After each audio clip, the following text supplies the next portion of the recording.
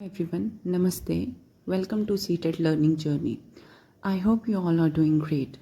सबसे पहले thank you so much for clicking on this video since this is the very first video on this channel.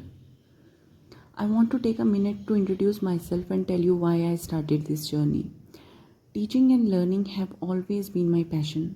As a research scholar in education, I have spent years understanding how students learn, what makes teaching effective, and how we can make learning simpler and more meaningful. That's why I created this channel, CTET Learning Journey. The purpose of this channel is very simple: to make CTET preparation easy, concept-based, practical and stress-free. यहाँ हम सिर्फ syllabus complete नहीं करेंगे बल्कि हर topic को logically समझेंगे, previous year question solve करेंगे, effective strategies को डिस्कस करेंगे और एग्ज़ाम प्रिपरेशन को स्टेप बाय स्टेप सिंप्लीफाई करेंगे. Whether you are preparing for CTET for the first time or attempting it again, this channel is here to support your complete learning journey. अगर आप CTET 2026 की preparation start करने वाले हैं या already preparation कर रहे हैं लेकिन कन्फ्यूजन है कि कहाँ से शुरू करें, क्या पढ़ें, कौन सी बुक फॉलो करें और क्या प्रिपरेशन स्ट्रेटेजी होनी चाहिए, then this video is surely for you. CTET preparation is not only about studying hard, it is about studying smart and in the right direction. हर साल बहुत सारे स्टूडेंट्स सिंसियरली मेहनत करते हैं लेकिन प्रॉपर प्लानिंग और राइट गाइडेंस ना होने की वजह से उनका एक्सपेक्टेड स्कोर नहीं आ पाता. कुछ स्टूडेंट्स सिलेबस देखे बिना ही बुक्स परचेज कर लेते हैं, कुछ बार बार रिसोर्सेज को चेंज करते हैं और कुछ सिर्फ नोट्स कलेक्ट करते रहते हैं without actually practising question. So in today's video I am going to simplify the entire preparation journey for you. In this video we will discuss what CTET actually is, which paper you should choose, how the exam is structured और एक practical study plan जो आप आज से ही follow कर सकते हैं. So without wasting any more time, let's get started.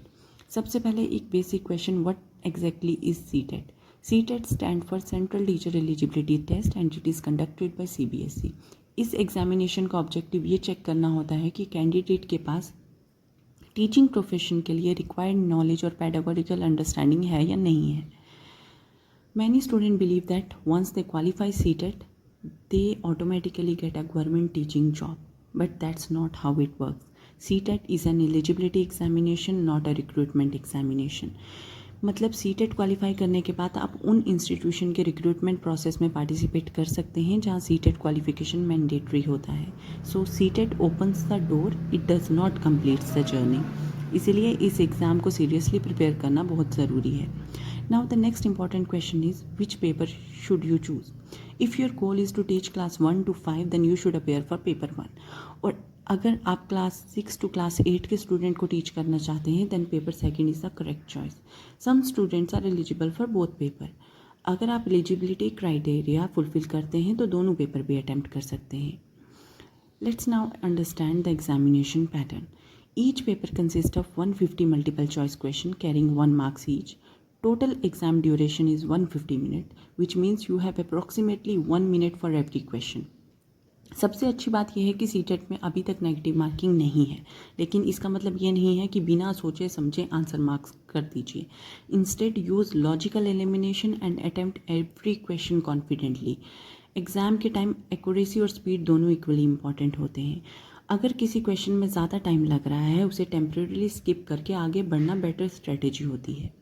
Preparation का नेक्स्ट स्टेप है सिलेबस को प्रॉपरली अंडरस्टैंड करना. पेपर 1 जो क्लास 1 to क्लास 5 के लिए है उसमें टोटल 5 सेक्शंस होती हैं जो हैं child development and pedagogy, language 1, language 2, mathematics and environmental studies. Language 1 is medium of instruction and language 2 is second language. Her section के 30 क्वेश्चंस आते हैं, इसीलिए किसी भी सेक्शन या सब्जेक्ट को इग्नोर करना सही अप्रोच नहीं है. Child development and pedagogy is one of the most important section because it evaluates your understanding of how children learn and classroom teaching can be effective. यहाँ सिर्फ theories या definition याद करना इनफ नहीं होता, आपको concepts को classroom situation में apply करना भी आना चाहिए. मैथमेटिक्स और इन्वायरमेंटल स्टडीज़ के लिए NCERT book strong conceptual foundation provide करती हैं. लैंग्वेज सेक्शन में आप ग्रामर के साथ साथ कॉम्प्रीहेंशन और पैडागोजी पर भी इक्वल फोकस रखिएगा. One question that almost every aspirant ask is which book should I choose. My advice is very simple. Don't overload yourself with many study material. Resources कम रखिए लेकिन उन्हें thoroughly revise कीजिए। For mathematics and EVS NCERT is the best starting point. Child development and pedagogy के लिए एक reliable guide book और previous year question के कम्बिनेशन काफ़ी इफेक्टिव होते हैं। प्रीवियस ईयर पेपर आपको सिर्फ क्वेश्चन नहीं देते लेकिन एग्ज़ाम की थिंकिंग समझने में भी हेल्प करते हैं। जब आप repeatedly previous year question solve करते हैं तो आपको frequently ask concept automatically identify होने लगते हैं। Now let's talk about daily study routine. Many students think they need to study for 10 to 12 hours. Actually no. Consistency matter much more than the number of hours. अगर आप daily 3 to 4 focused hour dedicate करते हैं तो भी excellent preparation हो सकती है। You can divide your study session into 4 parts.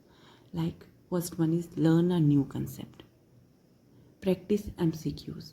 Analyse previous year questions और एंड में रिवीजन ज़रूर रखिए।